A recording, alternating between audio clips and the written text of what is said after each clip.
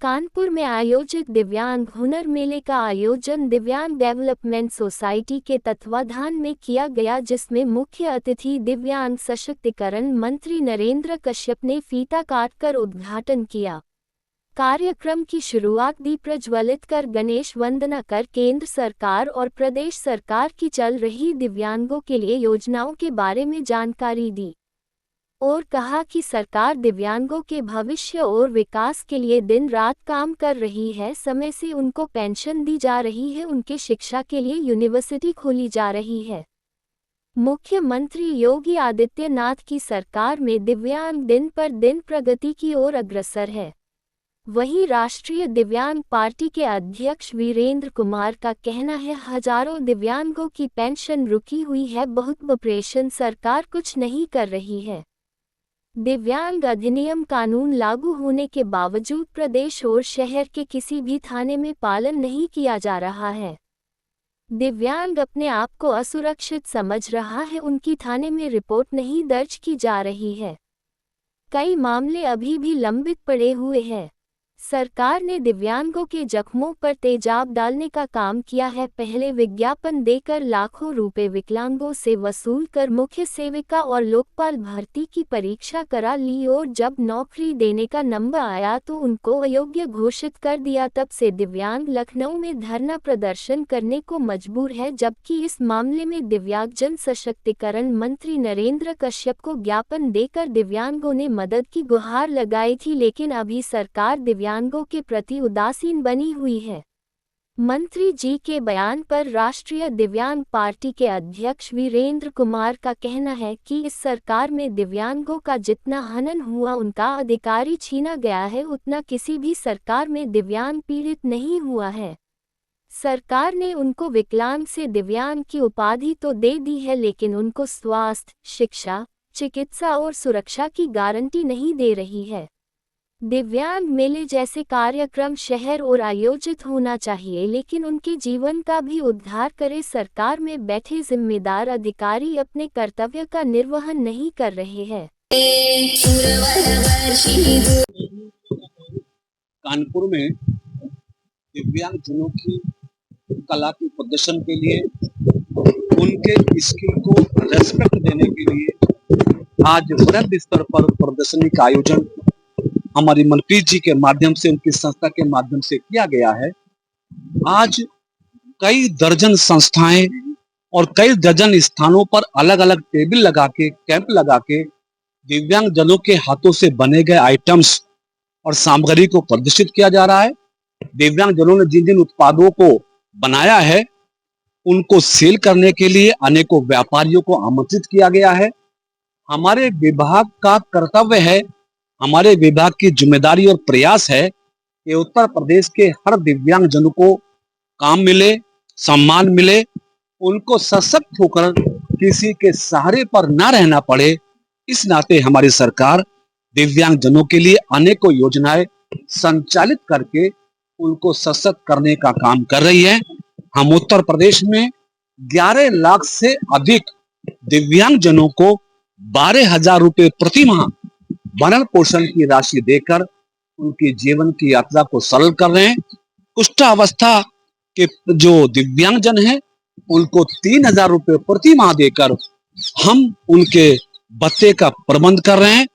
बचपन day care centre से लेकर विश्वविद्यालयों को संचालित करके प्रत्येक दिव्यांग को शिक्षित करने का काम हमारे विभाग के माध्यम से हो रहा है।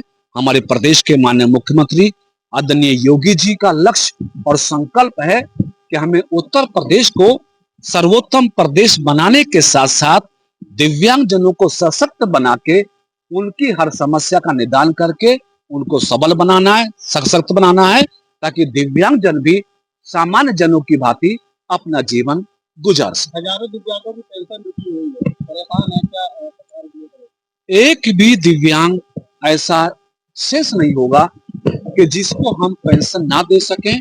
प्रत्येक दिव्यांग को पेंशन देने की योजना हमारी प्रचलित है। हाँ, कुछ दिव्यांग जनों के लिए हमने आधार सीडिंग की प्रक्रिया शुरू की थी, क्योंकि सूचना बीच बीच में ये मिलती है कि कई लोग ऐसे हैं जो दिव्यांग जन के नाम पर पेंशन ले लेते हैं लेकिन दिव्यांगता का प्रमाण पत्र कई बार उनके पास नहीं होता है, तो आधार सीडिंग का कार्य हमने कराया था, काफी हद तक वो सफल हो गया है। जो दिव्यांगजन बचे हैं जल्दी ही उनका पेपर प्रमाणित होंगे और सबको नियमित रूप से पेंशन मिलेगी। दिव्यांग अधिनियम 2016 अभी लंबित पड़ा हुआ है। नहीं, कोई लंबित नहीं है। जानकारी आपको पता नहीं कैसे मिल गई होगी। दिव्यांग अधिनियम 2016 से नियमित रूप से देश में भी लागू है, उत्तर प्रदेश में भी लागू है, और हमने आगे बढ़ के दिव्यांगजनों की समस्याओं के लिए जहां हमारे पास दिव्यांग कोर्ट की व्यवस्था है, वहीं पर हमने मोबाइल कोर्ट भी लगाई हैं। उत्तर प्रदेश में लगा रहे हैं। बड़े बड़े शहरों में जाके दिव्यांगजनों की समस्याओं को सुनना, उनके शिकायतों को दूर करना हम अधिनियम की पालना में कर रहे हैं। तो ऐसा कुछ नहीं है, अधिनियम की पालना हो रही है, दिव्यांगजनों को उसका लाभ मिल रहा है। सभी को न्याय मिल रहा है, किसी को नहीं मिला होगा तो उसके लिए हम प्रयासरत रहेंगे। सब पर कार्रवाई बराबर चलती है। Thank you.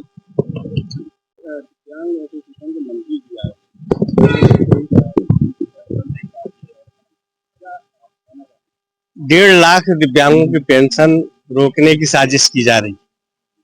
NPCI KYC के चक्कर में दिव्यांगजन जो है बैंक और दिव्यांगजन सशक्तिकरण कार्यालयों के चक्कर काट रहे हैं। अगर मंत्री जी चाहे तो मैं प्रमाण दे सकता हूँ। केवल वक्तव्य देने से पेंशन नहीं आएगी। पूरा उत्तर प्रदेश परेशान है पेंशन के चक्कर में। 14 महीनों से दिव्यांग आंदोलन कर रहे हैं। मंत्री जी को भी ज्ञापन दिया गया। क्या किया मंत्री जी ने? मुख्य सेविका लेखपाल अभ्यर्थी आज भी आंदोलनरत है। ठीक है, नौकरी, रोजगार, स्वास्थ्य, शिक्षा, सुरक्षा की व्यवस्था सरकार क्यों नहीं कर रही? किसी भी सवाल का जवाब सरकार नहीं दे रही है। न मंत्री दे रहे हैं, न मुख्यमंत्री दे रहे हैं। दिव्यांग ट्राईसाइकिल बैसाखी के सहारे नहीं चलना चाहते हैं। वो आत्मनिर्भर होना चाहते हैं। उनको नौकरी, रोजगार, स्वास्थ्य, शिक्षा, सुरक्षा की गारंटी चाहिए। तो मंत्री जी कह रहे हैं भाई वो सरकार में है, कुछ भी कह सकते हैं, उस पर हम लोग क्या कह सकते हैं। लेकिन जो धरातल की जो सच्चाई है मंत्री जी को जानना चाहिए। पेंशन हो या और भी जो मांगे हैं, नौकरी की है, रोजगार की है, आखिर क्यों आंदोलन कर रहे हैं दिव्यांग? 14 महीने से सरकार क्यों नहीं ध्यान दे रही? हमें तो लगता है सरकार नाम की कोई चीज है ही नहीं उत्तर प्रदेश में। अगर होती तो 14 महीने से आंदोलन नहीं करना पड़ता दिव्यांगों को इको गार्डन लखनऊ में। हमारी तो अपील है आज भी मंत्री जी से कि अगर वास्तव में दिव्यांगों के हमदर्द है, दिव्यांग कल्याण मंत्री है, तो वो दिव्यांगों को नौकरी दिलावे। लेखपाल अभ्यर्थी, मुख्य सेविका अभ्यर्थी और जो भी दिव्यांग कोटा है उसको पूरा करावे। उनको नौकरी दे, रोजगार दे, स्वास्थ्य, शिक्षा, सुरक्षा की 100% गारंटी दे। तब हम मानेंगे कि सरकार हमारी है। और विकलांग से दिव्यांग बना देने से दोनों ही कोई आत्मनिर्भर बन जाएगा। आत्मनिर्भर बनाने के लिए रोटी, कपड़ा और मकान की जरूरत होती है, वो सरकार नहीं दे पा रही। बस दिव्यांग जन अधिनियम अगर किसी एक थाने में बता दे कि वो लागू है और उस पर FIR दर्ज होती है, उस पर कार्रवाई हो रही है, एक थाने में बता दे उत्तर प्रदेश के, मैं अपनी बात वापस ले लूंगा। किसी एक थाने में बता दे, छोड़िए कानपुर आए, कानपुर के किसी एक थाने में बता दें कि दिव्यांग जन अधिनियम के तहत कोई मुकदमा दर्ज हुआ है। एक भी मुकदमा दर्ज नहीं हुआ, उत्पीड़न की रिपोर्ट थानों में नहीं लिखी जाती है। दिव्यांग परेशान होते हैं। सरकार इस तरह का आयोजन जो कर रही है, इससे क्या समझे? कुछ नहीं है, सरकार जो आयोजन कर रही है, हम तो चाहते हैं कि अच्छे से अच्छे आयोजन करें। इस आयोजन पे हमारी कोई आपत्ति थोड़ी नहीं है। हम भी सहयोगी हैं इस आयोजन में, और हमसे भी जो बन पड़ता है वो भी हम कर रहे हैं। आयोजन होना चाहिए, मेला लगना चाहिए।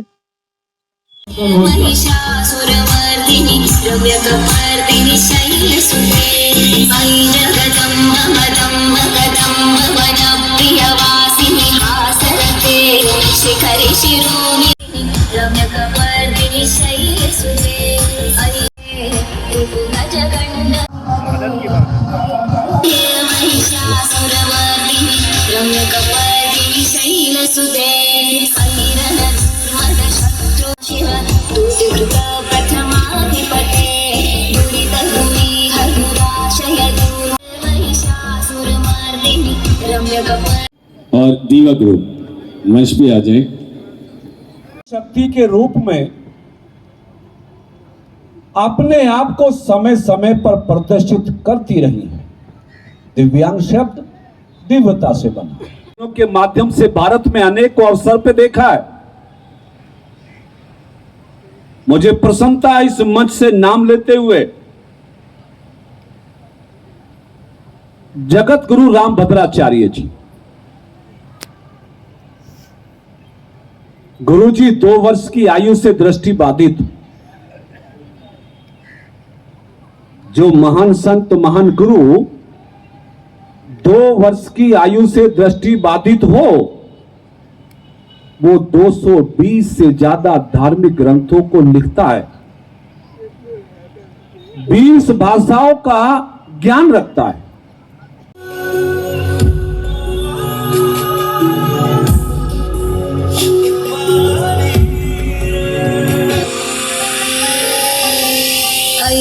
नंदिनी नंदित मेदिनी विश्व विनोदिनी नंदनुते गिरिवर विंध्य शिरोदिनी वासिनी विष्णु विलासिनी जिष्णुनुते भगवती शिति कंठ